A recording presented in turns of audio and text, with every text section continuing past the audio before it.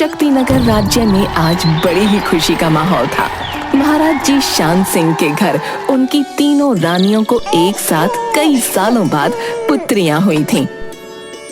वाह, कमाल की बात है महाराज कि आपकी तीनों महारानियों मेघा, मनोहरी और रश्मि, जो कि तीनों सगी बहनें हैं, को भगवान ने एक साथ संतान का सुख दिया है। इससे भी ज्यादा कमाल की बात तो ये कि तीनों रानियों ने एक ही दिन बेटियों को जन्म दिया। सचमुच मुझे भी इस बात पर हैरानी है कि मेरी तीनों रानियों को एक ही दिन संतान का सुख मिला है और तीनों संतानें भी बेटियां ही हैं। सारे राज्य में खुशी का माहौल था। महाराज ने इन तीनों का नामकरण करने के लिए एक बड़ा आयोजन किया।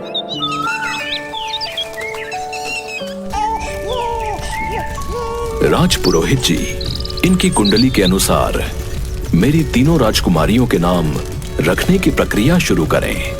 तीनों राजकुमारियां बहुत खूबसूरत हैं पुरोहित जी। इनके नाम भी इनके अनुसार ही होने चाहिए। महारानी मेघा, आपकी बेटी देवी रति के समान है। इसका नाम होगा सौंदर्या। महारानी मनोहरी, आपकी बेटी अति ज्ञानी है। इसको वेदिका कहा जाएगा। और महारानी रश्मि, आपकी बेटी का नाम आज से माहिती होगा। ये महान दानी होगी। धीरे धीरे तीनों राजकुमारियां बड़ी होने लगीं। पुरोहित जी, भले ही प्रभु ने मुझे 3 बेटियां दी हैं, पर तीनों ही बहुत ज्ञानी हैं। महाराज, राजकुमारियों को शस्त्र विद्या सिखाना भी आवश्यक है। बिल्कुल सही कहा। जब ये 10 वर्ष की होंगी, हम इन्हें खुद सिखाएंगे। राजकुमारियां 10 वर्ष की हुईं तो महाराज की तबीयत बहुत ज्यादा खराब हो गई और सभी चिकित्सकों ने जवाब दे दिया। माँ, मैं कालका देवी के मंदिर जाकर पिताजी के स्वास्थ्य के लिए प्रार्थना करना चाहती हूँ। तुरंत राजकुमारी के मंदिर जाने का प्रबंध किया गया। राजकुमारी, आपके पिताजी के ऊपर मौत का साया है। अगर आप उन्हें स्वस्थ करना चाहती हैं, तो आपको आजीवन ब्रह्मचारी रहने का व्रत लेना होगा। मेरे पिताजी की जान से बड़ी मेरे लिए कोई चीज नहीं है। मैं आज से आजीवन ब्रह्मचारी रहने का व्रत लेती हूँ, किंतु मेरे पिताजी को जीवन दान दिया जाए। माँ कालका ने आशीर्वाद दिया और कुछ दिनों के बाद महाराज स्वस्थ हो गए। पिताजी, माता के आशीर्वाद से आप ठीक हो गए हैं, किंतु अब मुझे राजमहल का त्याग करना होगा। आज से मैं माँ कालका के मंदिर में ही अपना जीवन व्यतीत करूंगी। महाराज की आंखों से आंसू बहने लगे, लेकिन सौंदर्या ने राजमहल का त्याग कर दिया और वो माँ कालका के मंदिर में ही अपना जीवन बिताने लगी। महाराज, राजकुमारियां युवा हो गई हैं। अब उनके लिए रिश्ते देखने का समय आ गया है। राजकुमारियों के सौंदर्य के चर्चे दूर दूर तक होने लगे। कमाल की बात ये थी कि राजकुमारी सौंदर्या ही अपनी तीनों बहनों में सबसे ज्यादा खूबसूरत और दयालु थी। महाराज, सभी राजकुमार सौंदर्या से ही विवाह करना चाहते हैं, किंतु उनकी एक झलक भी नहीं देख पाते। सौंदर्या को कोई नहीं देख पाएगा पुरोहित जी, क्योंकि सौंदर्या माँ कालका के मंदिर से केवल स्नान करने के समय ही बाहर निकलती है। आप केवल दूसरी राजकुमारियों के रिश्ते देखिए। एक बार जब सौंदर्या स्नान करने मंदिर के पास बने झरने पर गई, तो वहाँ वन राजकुमार आयुष्मान भी शिकार के लिए आए थे। उन्होंने सौंदर्या को स्नान करते देखा। इतनी खूबसूरत कन्या, मैं सिर्फ इसी से विवाह करूंगा। अभी इसके पास जाकर विवाह का प्रस्ताव देता हूं। भला मुझे कौन मना कर सकता है। हे रूपवती, पहली नजर में तुम्हें देखने के बाद ही मैं पूरी तरह से तुम्हें पाना चाहता हूं और तुमसे ही विवाह करना चाहता हूं। तुम्हें मुझसे विवाह करना पड़ेगा। उसे अकेली लड़की समझकर साम दाम दंड भेद हर तरह से सौंदर्या पर विवाह करने के लिए दबाव डालने लगे, लेकिन सौंदर्या ने उन्हें साफ बताया, इसमें कोई शक नहीं कि आप बहुत ही खूबसूरत पुरुष हैं। किंतु राजकुमार, मैं ब्रह्मचारी हूँ और किसी से विवाह नहीं कर सकती। ये सुनकर आयुष्मान को सौंदर्या पर बड़ा ही क्रोध आया और वे उसे बहुत ही घमंडी समझने लगे। तुम्हें अपने रूप पर बहुत घमंड है। तुम्हारे इस घमंड को एक दिन मैं जरूर ठीक करूंगा। मुझे तुम जैसी घमंडी लड़की से कोई वास्ता नहीं रखना। राजकुमार की बातें सुनकर सौंदर्या की आंखों में आंसू आ गए, किंतु अपनी मजबूरी वो जानती थी, इसलिए चुपचाप मंदिर वापस चली आई। राजकुमार आयुष्मान को सौंदर्या की बात बहुत बुरी लगी थी और उन्होंने ठान लिया कि वो सौंदर्या की दूसरी बहन से शादी करेंगे।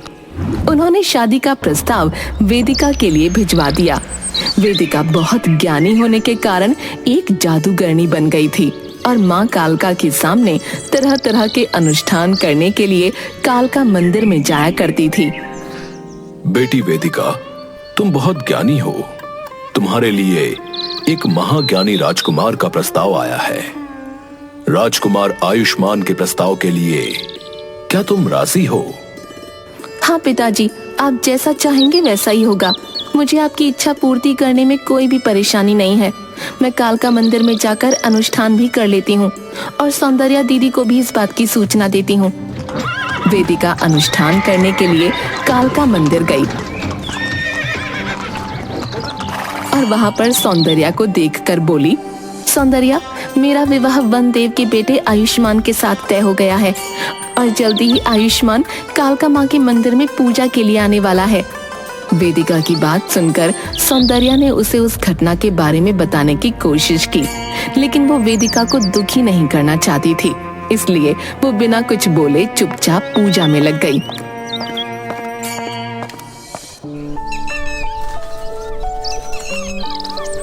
कुछ दिनों बाद कालका माँ मंदिर के पंडित ने सौंदर्या से कहा, बेटी, वेदिका का होने वाला पति आयुष्मान अपने माता पिता के साथ माँ कालका के मंदिर पूजा के लिए आया है।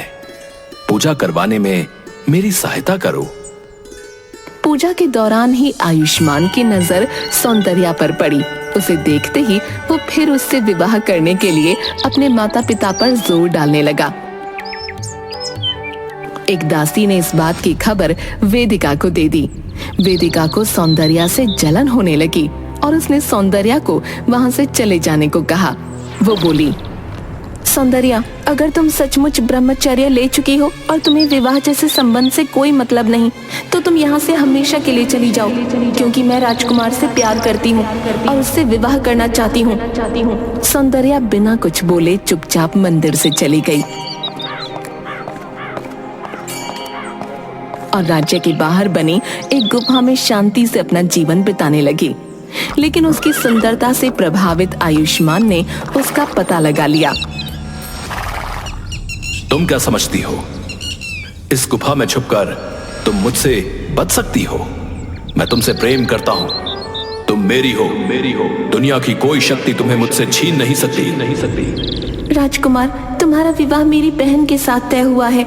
दूसरी बात, मैं ब्रह्मचर्य ले चुकी हूँ। मैं विवाह जैसी चीज के बारे में सोच भी नहीं सकती। तुम मुझे छोड़ दो। गुफा में रखी सिंदूर की डिब्बी से सिंदूर निकालकर तुरंत सौंदर्या की मांग में लगा दिया और उसका जबरदस्ती अपहरण कर लिया और जबरदस्ती उसे अपनी पत्नी बनाकर उसके साथ रहने लगा। महाराज ने आयुष्मान के पास वेदिका से विवाह की बारात लाने के लिए जब खबर पहुंचाई तो राजकुमार ने संदेश वाहक को सूचना दी, मेरा विवाह सौंदर्या के साथ हो चुका है। वेदिका से कहो वो अपने लिए कोई दूसरा राजकुमार तलाश ले। जब ये सूचना वेदिका को मिली तो वो क्रोध से पागल हो गई। उसने राजकुमार को सूचना भेजी। राजकुमारी वेदिका ने पूरे सम्मान के साथ राजकुमारी सौंदर्य को उनके मायके में बुलावा भेजा है। वो उनका पूरा सम्मान करना चाहती हैं। संदेश वाहक की बात पर भरोसा करके राजकुमार ने सौंदर्या को उसके मायके भेज दिया।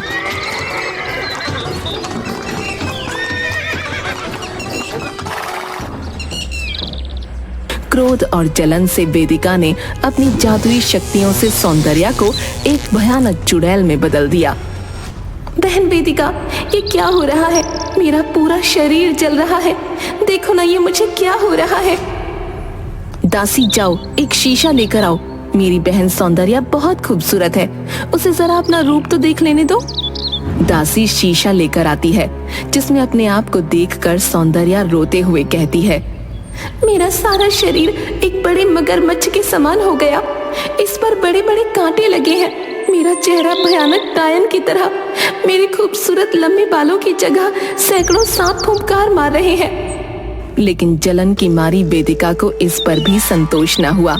उसने कहा, तुम्हें देखने के लिए दूर दूर से लोग आते हैं। तुम्हारी सुंदरता से ही आयुष्मान भी मोहित हुआ है। इसलिए आज के बाद अगर तुमने किसी का चेहरा देखा तो वो पत्थर का बन जाएगा। सौंदर्या के साथ आयुष्मान ने जबरदस्ती विवाह किया। ये जानते हुए भी वो उसे श्राप देकर चली गई, जिसके कारण सौंदर्या जोर जोर से रोने लगी। उसके रोने की आवाज सुनकर जब महल के दास दासियां महल के अंदर आए तो सौंदर्या के भयंकर रूप को देखते ही जोर जोर से चिल्लाने लगे। उसका भयंकर रूप देखकर सब डर कर कांपने लगे। मुझसे डरो नहीं, मैं सौंदर्या हूँ, मेरे पास आओ, मेरी सहायता करो। लेकिन सौंदर्या जिसको अपनी बात समझाने की कोशिश करती, उसकी तरफ देखते ही वो पत्थर का बन जाता। पूरे महल में भगदड़ का माहौल बन गया। सैकड़ों दास दासी पत्थर के हो गए। महाराज, राजकुमारी सौंदर्या अपने पति के घर से राजमहल आई थी, लेकिन अचानक वो न जाने कहां गायब हो गई और उनकी जगह एक भयानक चुड़ैल कैसे आ गई। इस चुड़ैल को सैनिकों द्वारा रस्सियों से जकड़वाकर जंगल में छुड़वा दो, वरना राजमहल में कोई भी बचेगा नहीं। हम राजकुमारी को बाद में ढूंढेंगे, पहले हमारी प्रजा की रक्षा करो। सैनिकों ने रस्सियों से बांधकर चुड़ैल के रूप में सौंदर्या को जंगल में छोड़ दिया। इस घटना के समय राजकुमार आयुष्मान पड़ोसी राज्य में युद्ध के लिए गया हुआ था। युद्ध से वापस आते ही वो सौंदर्या के घर पहुंचा। महाराज, मेरी पत्नी सौंदर्या कहाँ है? मैंने सुना है यहाँ पर कोई भयानक चुड़ैल आ गई है। उसने कहीं सौंदर्या को कोई तकलीफ तो नहीं पहुंचाई?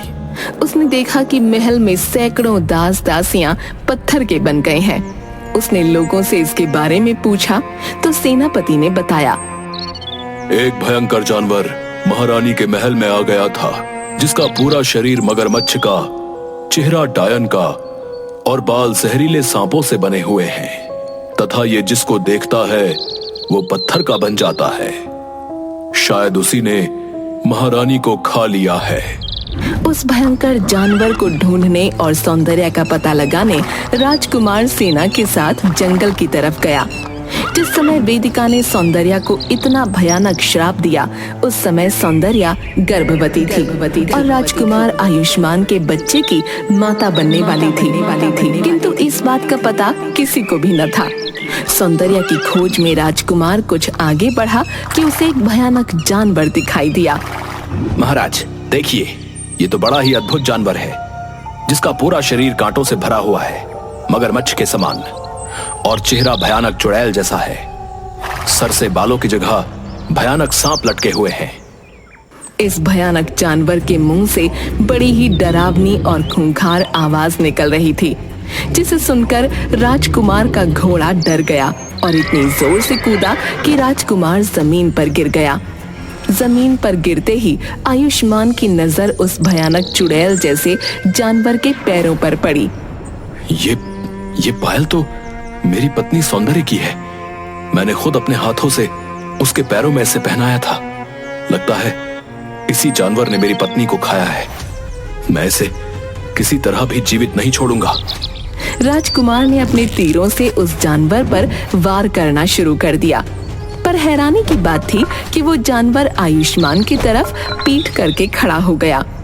पत्थर जैसी पीठ पर किसी भी तीर या तलवार का असर नहीं हो रहा था, और अगर सैनिक उसके सामने जाकर उस पर वार करने की कोशिश करते तो वो उसकी नजर पड़ते ही पत्थर के बन जाते। आखिरकार आयुष्मान वापस आ गया। उसने सौंदर्या के न मिलने की बात उसके पिता विशाल सिंह को पहुंचा दी। सौंदर्या की दूसरी बहन माहिती को जब इस बात का पता चला तो वो बड़ी दुखी हुई और उसे शक होने लगा। पिताजी, मैं नहीं मानती कि सौंदर्या दीदी किसी को नुकसान पहुंचाएंगी। हो ना हो इसमें जरूर वेदिका का हाथ होगा। क्योंकि वेदिका का विवाह आयुष्मान से होने वाला था और आयुष्मान के सौंदर्य से विवाह करने के कारण वेदिका सौंदर्य से नाराज थी। माहिती भी माँ कालका की भक्त थी। वो तुरंत माँ के मंदिर में गई। वहाँ से माँ की भभूति लेकर सौंदर्य की खोज में जंगल की ओर चल पड़ी।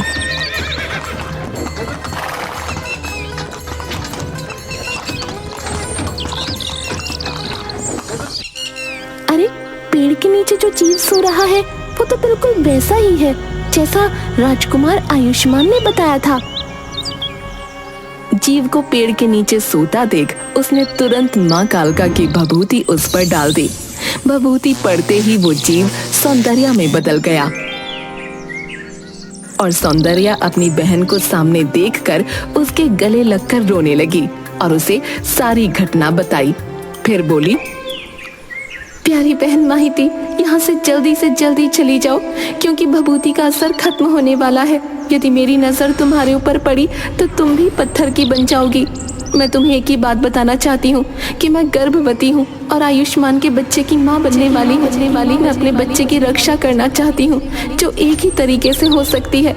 यदि आयुष्मान मेरा गला काटकर उसे माँ कालका के मंदिर में हवन कुंड में डाल दे तो मेरी मृत्यु हो जाएगी, वरना बच्चे को जन्म देने के बाद जब मेरी दृष्टि उस पर पड़ेगी तो वो भी पत्थर का बन जाएगा। लेकिन ये बड़ा मुश्किल काम है क्योंकि इस भभूति का असर हटते ही मैं वापस भयानक चुड़ैल बन जाऊंगी और आयुष्मान को पहचान न पाऊंगी। हो सकता है कि मैं उसे मार दूं। सौंदर्या, तुम डरो नहीं। मैं आयुष्मान के सर पर माँ कालका का लाल कपड़ा बांध दूंगी। उसे देखकर तुम उसे पहचान जाओगी। जब वो तुम्हें मारने आए तो तुम अपनी आंखों को बंद कर लेना ताकि तुम्हारी नजर पड़ने से वो पत्थर का ना बने। बाकी बातें मैं उसे समझा दूंगी। माहिती ने आयुष्मान को सारी बातें बताईं, जिसे सुनकर आयुष्मान बड़ा ही दुखी हुआ, लेकिन कोई दूसरा चारा न था। इसलिए सौंदर्या को मारकर अपने बच्चे की रक्षा करने के लिए वो तैयार हो गया। दूसरे दिन सुबह ही माहिती ने उसके सर पर माँ कालका का लाल कपड़ा बांध दिया। जब वो जंगल पहुंचा तो जानवर के रूप में सौंदर्या जोर जोर से चिल्ला रही थी, चले जाओ यहाँ से, चले जाओ। मेरी दृष्टि जिस पर भी पड़ेगी वो हर व्यक्ति पत्थर का बन जाएगा। देखो, मैंने सभी को पत्थर का बना दिया है। अगर जिंदा रहना चाहते हो तो चले जाओ यहाँ से। उसके सर के बाल भी सांप के रूप में जोर जोर से फुफकार रहे थे। उसका भयानक रूप देखकर आयुष्मान की सेना डर से कांपने लगी। दूर से लाल रंग के कपड़े को देखकर सौंदर्या समझ गई कि ये आयुष्मान है। उसने अपनी आंखों को अपने हाथों से बंद कर लिया। आइए राजकुमार, अब देर मत करिए। मेरा गला काटकर हमारे बच्चे की रक्षा करिए। मैं ज्यादा देर तक अपने ऊपर नियंत्रण न रख पाऊंगी। आयुष्मान ने उसके मगरमच्छ जैसे शरीर पर लगे कांटों पर सीढ़ी की तरह पैर रखते हुए ऊपर चढ़कर उसके सर को काट दिया। सर कटने की पीड़ा से सौंदर्या की आंखें खुल गईं। उसकी नजर आयुष्मान पर पड़ गई और आयुष्मान पत्थर का बन गया। आयुष्मान के सैनिकों द्वारा सौंदर्या के सर को जमीन में दबा दिया गया। जमीन के अंदर से आवाज आई, लो मेरे बच्चे को संभालो। इसके स्पर्श से सभी पत्थर के बने लोग वापस इंसान बन जाएंगे। मेरे बच्चे का ध्यान रखना राजकुमार, ये हमारे प्यार की निशानी है। सौंदर्या के धड़ में एक जोर का धमाका हुआ और उसके अंदर से एक छोटा सा बच्चा बाहर निकला। सेना के साथ माहिती भी वहां पहुंची थी। उसने तुरंत उस बच्चे को गोद में उठा लिया और पत्थर बने आयुष्मान की गोद में रख दिया। बच्चे का स्पर्श होते ही आयुष्मान वापस इंसान बन गया। इस तरह सौंदर्या के बच्चे के स्पर्श से भयानक चुड़ैल बनी सौंदर्या की नजर से पत्थर बने सभी लोगों को इंसान बना दिया गया और सब बच्चे को लेकर वापस राजमहल आ गए। राजकुमार आयुष्मान ने माहिती से विवाह किया और सब खुशी खुशी रहने लगे।